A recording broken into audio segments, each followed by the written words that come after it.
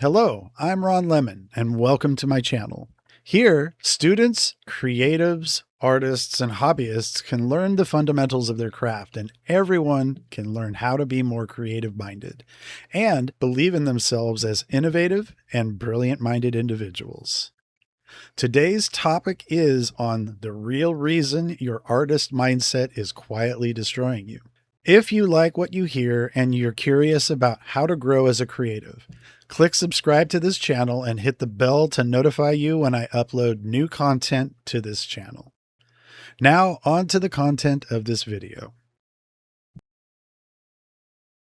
You know what I find interesting? Most artists think their biggest problem is skill.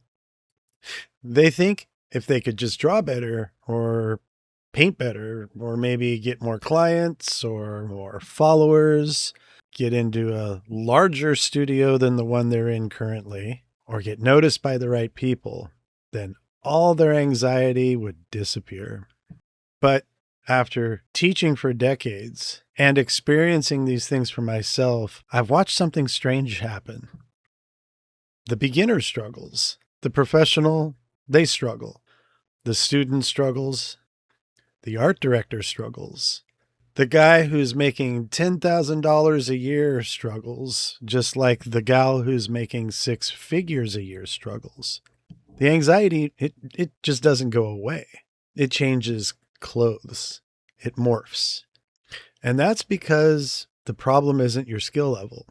The problem is your relationship with your identity as an artist. Most artists don't realize this, but somewhere along the way, they stop making art and they start measuring their value as a human being through their art. That sounds subtle, but it changes everything. Think about what happens after a drawing session, after you've finished a piece. If it comes out well, you feel good about yourself. But if it comes out poorly, you feel terrible. Not because the drawing failed. You failed. You've connected the quality of the work to the quality of the person. And once those two become connected, you're in trouble.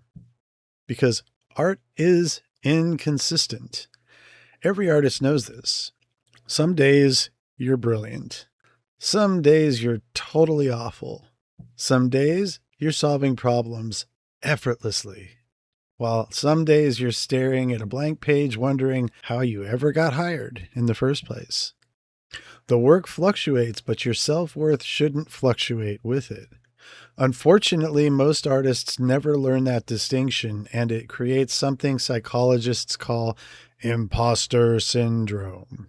Now, I know this has become a trendy phrase. Everybody's throwing it around these days.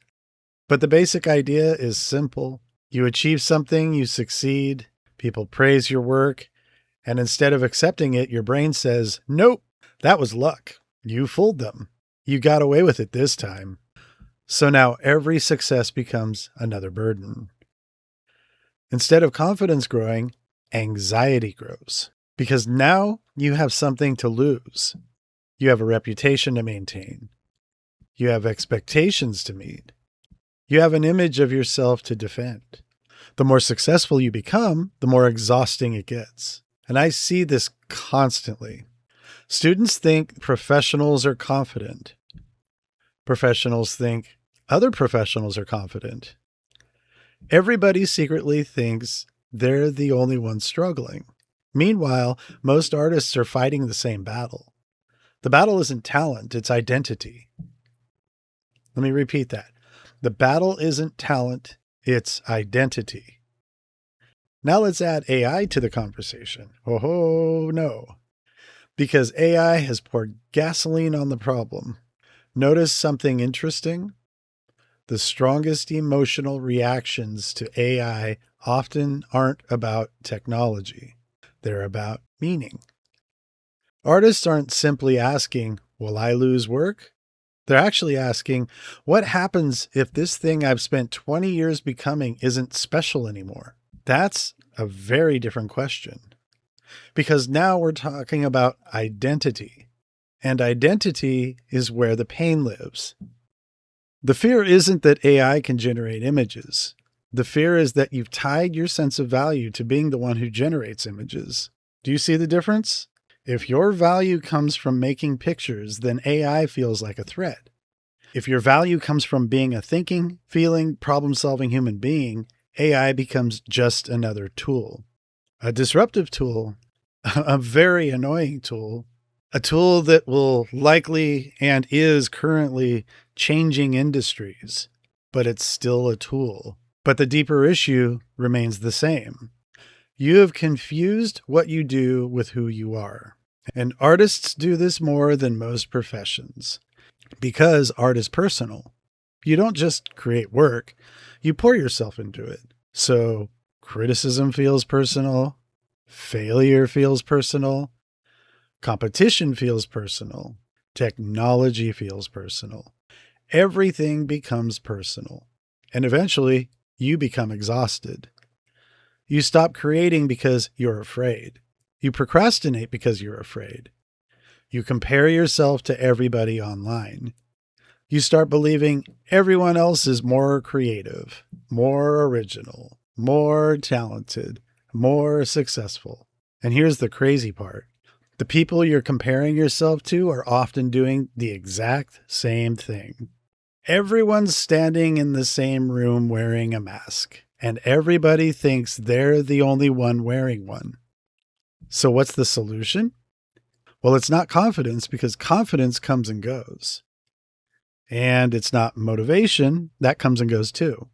It's not inspiration, that disappears whenever it feels like it. The solution is separating your identity from your output.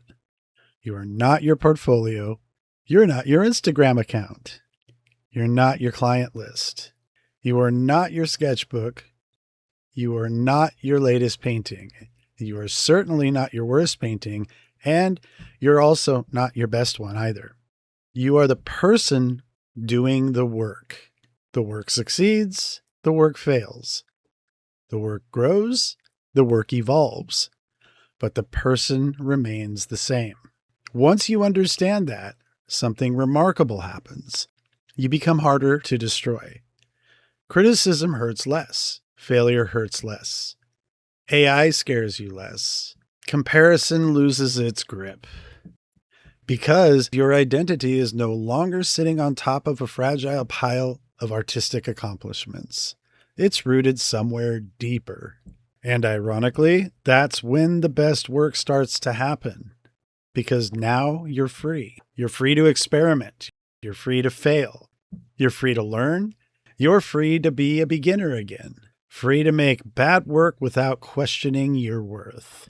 And that might be the most important skill an artist can develop today. Not drawing, not painting, not design, not AI, not even marketing, but the ability to create without attaching your value as a human being to the result. Because the artist mindset isn't destroying you. The mistaken belief that your artwork determines your worth is. And once you see that distinction, you can finally get back to the reason you started making art in the first place. I'd love to read your thoughts and comments about today's topic, what you might be struggling with, or other ideas that can help fuel more conversations like this one. Thank you for being here. See you in the next one. Be well, stay inspired, and stay creative.